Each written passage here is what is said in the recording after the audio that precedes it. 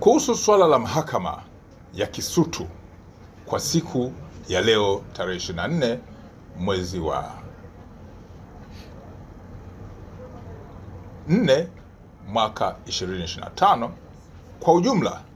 usalama katika eneo lile la mahakama na maeneo mengine ya jiji la Dar es Salaam uliimarishwa kwa kiwango cha juu ili kuhakikisha kuwa shughuli zote za kiuchumi za jiji hili zinaendelea, lakini pia zile za kijamii pamoja na za kisiasa, ambapo vyama kadhaa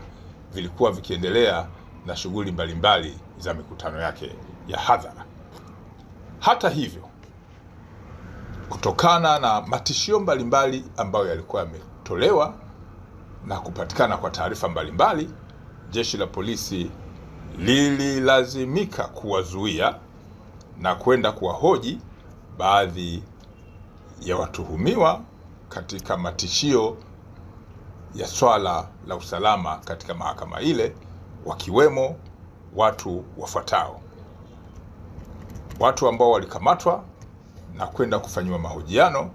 kwenye kituo cha polisi cha Oysterbay pamoja na kile cha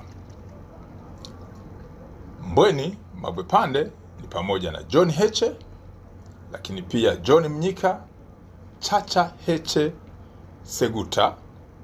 Swezi Dani na Radufu pamoja na James Mseti.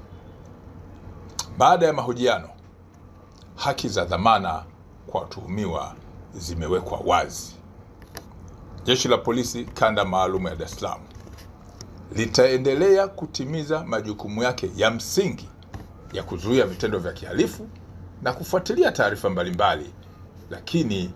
huku likizingatia misingi ya haki pamoja na sheria za nchi.